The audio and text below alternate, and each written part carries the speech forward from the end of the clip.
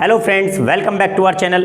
आज देखेंगे हम इस वीडियो में कि सीबीएसई क्लास 12 की जो डेट शीट आई है वो किस प्रकार आई है, साइंस स्ट्रीम की, कॉमर्स स्ट्रीम की और आर्ट्स स्ट्रीम्स की। तो आपको किस तरीके से पहले कौन से सब्जेक्ट्स की प्रिपरेशन करनी चाहिए, कौन से की नहीं करनी चाहिए, वो हम डिस्कस करते हैं। तो सबसे पहले हम देखते हैं साइंस स्ट्रीम। साइंस स्ट्रीम की जो डेट शीट आई है वो आपकी 3 तारीख से स्टार्ट है, 3 दिसंबर, 3 दिसंबर से स्टार्ट है और 21 दिसंबर को लास्ट एग्जाम आपका खत्म हो जाएगा। बाकी जो मेनली जो सब्जेक्ट्स होते हैं आपके साइंस स्ट्रीम में वो यही होते हैं जो मैंने लिखे हुए हैं, जिसमें आपका इंग्लिश आपका कॉमन सब्जेक्ट है। इंग्लिश, फिजिक्स और केमिस्ट्री, ये 3 सब्जेक्ट आपके कॉमन हैं जो सभी साइंस स्ट्रीम के बच्चों के पास होते हैं। बाकी जो ऑप्शनल सब्जेक्ट्स हैं, अगर आपके पास मैथ्स है या बायो नहीं है या बायो है तो मैथ्स नहीं है, तो आपका इसको चूज़ करने के बाद में इनमें से कोई भी एक सब्जेक्ट चूज़ करेंगे तो आपके पास तब भी 4 सब्जेक्ट होंगे। 5वें सब्जेक्ट्स के लिए आपको चूज़ करना पड़ेगा। कुछ बच्चे PCM भी ले लेते हैं तो उसके पास में यहीं पर 5 सब्जेक्ट उनके कंप्लीट हो जाते हैं। बट छठा सब्जेक्ट सब भी ऑप्शनल में है आपके पास, या तो आप फिजिकल एजुकेशन लेते हैं या कंप्यूटर साइंस या इंफॉर्मेशन प्रैक्टिस।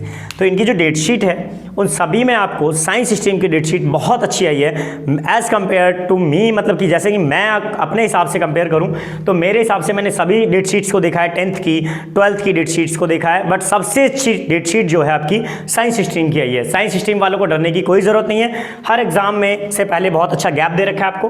3/12 को आपका इंग्लिश का एग्जाम है और फिर अच्छा खासा 3 दिन का आपको गैप मिला है, जिसमें 6/12 को आपका मैथ्स का एग्जाम है। मैथ्स के एग्जाम के बाद में फिर से आपको फिजिकल एजुकेशन के लिए कोई 1 दिन का गैप है। I think so no need for gap for physical education.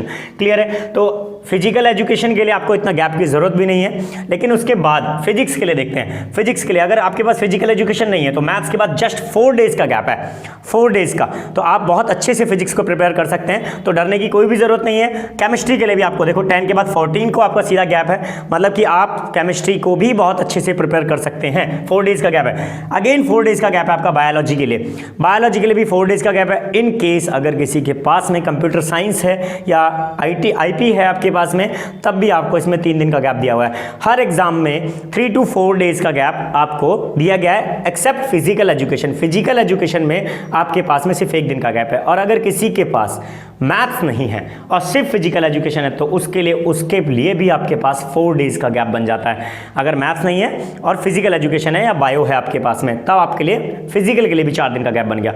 तो सबसे अच्छी डेट शीट जो है आपकी साइंस स्ट्रीम की है। क्लियर? नेक्स्ट हम बात करते हैं कॉमर्स स्ट्रीम की। कॉमर्स स्ट्रीम के पास में इंग्लिश तो कॉमन सब्जेक्ट है आपका, इंग्लिश कॉमन सब्जेक्ट है, दोनों तीन को ही होंगे। सेकंड आपका 6 तारीख को मैथ्स भी आपका कॉमन सब्जेक्ट है। मैथ्स कुछ बच्चों के पास में अप्लाइड मैथ्स भी है और नॉर्मल मैथ्स भी है जो पहले से चलती आ रही है। अगर अप्लाइड मैथ्स है तो डरने की जरूरत नहीं है। मैथ्स का एग्जाम सेम ही डेट पे होगा, 6/12 को ही होगा, चाहे वो अप्लाइड मैथ्स हो या कैसी भी मैथ्स हो। क्लियर? और 7 तारीख को आपका फिजिकल एजुकेशन। तो फिजिकल एजुकेशन के लिए गैप की जरूरत नहीं है। यहाँ तक तो ये डेट शीट सेम है। बट इसके बाद अगर किसी बच्चे ने बिजनेस स्टडीज ले रखी है तो बेटा बिजनेस स्टडीज आपका मेन सब्जेक्ट है, कंपलसरी है, और उसके साथ में मैथ्स भी है और फिजिकल एजुकेशन भी ले रखी है। अगर किसी भी बच्चे ने ये तीनों सब्जेक्ट आपके लिए हैं, अगर ये तीनों सब्जेक्ट उस बच्चे के पास हैं तो बेटा वो अवेयर हो जाए इस चीज़ से कि आपको 1 भी दिन का गैप नहीं मिलने वाला है। 6, 7, 8, 6, 7 और 8 कॉन्टिन्यूस आपके एग्जाम हैं, 1 भी दिन का गैप नहीं है आपके लिए। तो आप थोड़ा सा प्रिपेयर हो जाएं। बिजनेस स्टडीज़ को, फिजिकल एजुकेशन को, इन दोनों सब्जेक्ट्स के लिए थोड़ा सा पहले प्रिपेयर कर लें। एग्जाम से पहले से इसको प्रिपेयर करके रख लें, क्योंकि आप एग्जाम से आएंगे, आप एग्जाम खत्म होगा, आप घर आएंगे, थोड़ा बहुत रेस्ट करेंगे एंड देन फिर दोबारा से इस सब्जेक्ट की स्टडी में लग जाएंगे। नेक्स्ट डे आपका फिर मॉर्निंग में एग्जाम है, तो आपके पास कोई भी गैप नहीं है इनके लिए। तो थोड़ा सा कॉमर्स की डेट शीट मेरे अकॉर्डिंग ये आपके गलत दिए गए हैं। थोड़ा सा इसमें गैप देना चाहिए था बच्चे के लिए, क्योंकि इतना इजी भी नहीं है बिजनेस स्टडीज जिसके लिए आपने गैप ही नहीं दिया है बच्चे को। फिजिकल एजुकेशन के बाद में डायरेक्ट आपने बिजनेस डाल दिया है। अगर बच्चे ने तीनों सब्जेक्ट ले रखे हैं तो वो तीनों दिन कंटिन्यूस एग्जाम देने जाएगा। तो आई थिंक ये मेरे हिसाब से तो ठीक नहीं है। इस पर अपील करनी चाहिए आपको गवर्नमेंट से कि भाई इसमें थोड़ा बहुत गैप दीजिए। हो सकता है आगे चेंजेस आ जाएं, हो सकता है, बट कंफर्म नहीं है। अभी तक हमारे पास मान के चल रहे हैं कि यही डेट शीट है, तो हमें इसी के अकॉर्डिंग प्रिपेयर होना पड़ेगा। उसके बाद एग्जाम है आपका अकाउंटेंसी का, आपके पास 5 डेज का गैप है। है। अकाउंटेंसी के लिए आपके पास 5 डेज का गैप है, बहुत अच्छा गैप है, आप बड़े आसानी से इसको प्रिपेयर कर सकते हैं, तो इसके लिए भी आपको डरने की जरूरत नहीं है। इकोनॉमिक्स में आपको 2 दिन का गैप है, चलो एटलीस्ट 2 दिन का दिया तो सही, उससे पहले तो नहीं दे रहे हैं ये, तो 2 दिन का गैप है, तो 2 दिन के गैप में भी आप इकोनॉमिक्स को तैयार कर सकते हैं, थोड़ा प्रिपेयर पहले से कर लें। फिर आईटी के लिए आपको 6 दिन का गैप है। अगर आपके पास में ऑप्शन में आईटी या कंप्यूटर साइंस है तो आपको तो पढ़ने की जरूरत ही नहीं है, 6 दिन में आईटी पूरी की पूरी कंप्लीट हो जाएगी आपकी लास्ट के 6 डेज में भी। क्लियर है? तो यहां पर आपको बिल्कुल भी डरने की जरूरत नहीं है, और यहां भी आपका फर्स्ट एग्जाम में डरने की जरूरत नहीं है। आपको डरना है तो सिर्फ इन्हीं 3 सब्जेक्ट्स में कि आपको ये पहले से प्रिपेयर करने हैं, मैथ्स, फिजिकल और बिजनेस स्टडीज, जिसमें आपको गैप दिया ही नहीं गया है। क्लियर? नेक्स्ट हम बात करते हैं आपकी आर्ट स्ट्रीम की। आर्ट स्ट्रीम में हमारे पास बहुत सारे सब्जेक्ट्स आ जाते हैं ऑप्शन में, मैंने 11 वो सब्जेक्ट लिख दिए हैं जो मेन सब्जेक्ट्स हैं, बाकी और भी बहुत सारे माइनर सब्जेक्ट्स हैं ऑप्शनल में आने के लिए, जिनकी डेट शीट गवर्नमेंट ने बोला है कि वो स्कूल के अंदर ही एग्जाम दे दिए जाएंगे और स्कूल खुद ही उसकी डेट शीट प्रोवाइड करेगा आपको। क्लियर है? सीबीएसई के हिसाब से। तो इसमें जो आर्ट साइड के एग्जाम है, पहला है आपका 1/12 को सोशोलॉजी का एग्जाम है 1/12 को। यहाँ पर भी आपका आर्ट साइड की डेट शीट में भी आपको बहुत ज़्यादा गैप नहीं मिला है, मैं इसके भी थोड़ा सा अगेंस्ट हूँ। आर्ट्स के बच्चे हैं, इसका मतलब ये नहीं है कि इतने ज़्यादा इजी सब्जेक्ट्स हैं कि आप बहुत आसानी से इनको प्रिपेयर कर लेंगे। Arts is also important stream. Clear? तो 3/12 को आपका इंग्लिश का एग्जाम है, सिर्फ 1 दिन का गैप, सिर्फ बीच में 1 दिन का गैप है, 1 के बाद सीधा 3 को एग्जाम हो गया इंग्लिश का, कोई इशू नहीं। 3 के बाद आपका 7 तारीख को फिजिकल एजुकेशन का गैप है, तो भाई फिजिकल एजुकेशन पढ़ने में ही मत रह जाना, ये आपके पास 4 दिन है, तो आगे के एग्जाम्स की प्रिपरेशन कर लो, 9 तारीख को आपका जियोग्राफी का एग्जाम है, 11 को आपका फिजिक्स साइकोलॉजी का एग्जाम है, इनकी प्रिपरेशन कर लेना। ये बहुत अच्छे एक दिन के गैप में या 2-2 दिन के गैप में आपको एग्जाम दे रखे हैं। फिजिकल एजुकेशन में 4 दिन का गैप दिया है। यहाँ तक ये डेट शीट बिल्कुल अच्छी है, यहाँ तक मुझे कोई प्रॉब्लम नहीं हुई कि इस डेट शीट को देखने के बाद कि हाँ सही है, बच्चे कर लेंगे। बट इसके बाद की जो डेट शीट है, अगर किसी बच्चे के पास इकोनॉमिक्स, हिंदी और पोल साइंस तीनों सब्जेक्ट्स हैं, तो फिर से इन्होंने कॉमर्स की तरह यहाँ पर किया है कि तीनों सब्जेक्ट्स को एक साथ दे दिया गया है। अगर तीनों सब्जेक्ट्स बेटा एक साथ फिर से बिना गैप के दिए जाएंगे तो आप पहले से प्रिपेयर हो जाओ। सब्जेक्ट कितना भी ईजी हो बेटा, एक दिन में तैयार नहीं हो सकता। सब्जेक्ट कितना भी ईजी हो, एक दिन में तैयार नहीं हो सकता, ये बात याद रखें। इकोनॉमिक्स, हिंदी और पोल साइंस, ये 3 सब्जेक्ट्स आपके हैं जिनमें बिल्कुल भी गैप नहीं दिया गया। आप इन्हें पहले से प्रिपेयर कर लें। अगर पहले से नहीं प्रिपेयर करेंगे तो बेटा लास्ट टाइम पे आप इनको तैयार नहीं कर सकते। इन सब्जेक्ट्स को पहले से प्रिपेयर कर लें। 15, 16, 17 3 दिन कंटिन्यूस एग्जाम है आपका भी। ये कॉमर्स के साथ भी हुआ है और आर्ट्स के साथ भी हुआ है। साइंस इस चीज़ से बच गई है कि उनका कोई भी एग्जाम कंटिन्यूस या 1 या 2 दिन के गैप में भी नहीं है, उनके पास में 3-3 या 4-4 दिन के गैप्स में एग्जाम है। तो यहाँ से देखते हैं। उसके बाद है हिस्ट्री में आपका कोई दिक्कत नहीं है, हिस्ट्री आपकी 3 दिन के गैप के बाद है। 20 को एग्जाम है और फिर 21 को आपका आईपी का है और 22 को आपका होम साइंस का है। यहाँ पर फिर से देखो आर्ट्स के साथ में तो यहाँ पर भी गेम खेला गया है। तो यहाँ फिर से अगर किसी बच्चे के पास होम साइंस, हिस्ट्री और आईपी या कंप्यूटर साइंस ये तीनों सब्जेक्ट्स हैं, तो फिर से बेटा उसके साथ में आपको कोई गैप नहीं मिला। आपको 3 दिन के अंदर 3 एग्जाम फिर से देने हैं। यहाँ 3 दिन में 3 एग्जाम, यहाँ 3 दिन में 3 एग्जाम। तो आप कौन से वाले सिनेरियो में फंसने वाले हैं वो आपका बैड लक है। सीबीएसई ने अपनी गाइडलाइंस जारी कर दी हैं, वो एग्जाम की डेट शीट को बहुत ही कम चांस है कि चेंज करने वाली है। अगर चेंज करे तो हो सकता है आपके लिए बेनिफिट मिल जाए, बट आपको ये 3 एग्जाम या ये 3 एग्जाम में कौन से सिनेरियो में आप फंस सकते हैं या ना भी फंसे। हो सकता है आपके पास ऊपर वाले कोई सब्जेक्ट्स हों, 6 सब्जेक्ट्स, इनमें से कौन से कंपलसरी हैं कौन से नहीं है। ठीक है, ये डिपेंड करता है कि आप किस में फंस गए हैं, आपने कौन से ऑप्शन वाले सब्जेक्ट लिए हैं। क्लियर है? आई होप सभी को ये वीडियो में समझ में आ गया होगा कि किस तरीके से डेट शीट को आपको प्लान किया गया है, इस डेट शीट से बचना कैसे है, या फिर हमें प्रिपरेशन कैसे करनी है 90 मार्क्स की, 40 मार्क्स की, 40 ऑन 40 कैसे लेकर आने हैं, how to crack on 100% in term first में 100% मार्क्स कैसे लेकर आएंगे। मैं इसके ऊपर एक वीडियो बनाने वाला हूं, बहुत जल्दी आने वाली है बेटा, तो तैयार हो जाओ और चैनल को सब्सक्राइब कर दो और वीडियो को लाइक कर दो। ठीक है, और अभी मैं बताता हूं कि सीबीएसई की कुछ गाइडलाइंस भी आई हैं, उन गाइडलाइंस के अकॉर्डिंग आपको क्या क्या कंडीशंस दी गई हैं, किस तरीके से आप एग्जाम में बैठने वाले हैं या किस टाइमिंग पे एग्जाम होने वाला है, कितने मार्क्स के एग्जाम है, सारी इंफॉर्मेशन मैं अभी देने वाला हूं आपको। तो अब हम देखते हैं कि कुछ नोट्स हमें प्रोवाइड किए गए हैं डेट शीट के नीचे, उसमें से कुछ मेजर चीज़ें हैं जिसको मैंने शॉर्ट्स में लिखा है जो आपके इंपॉर्टेंट है।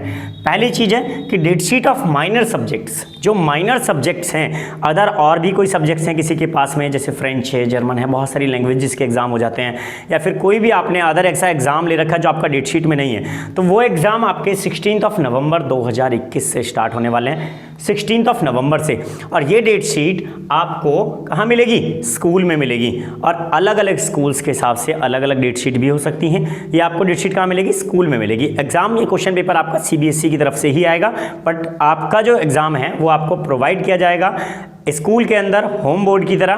क्लियर है? नेक्स्ट देखते हैं सेकंड है आपका टाइम ड्यूरेशन।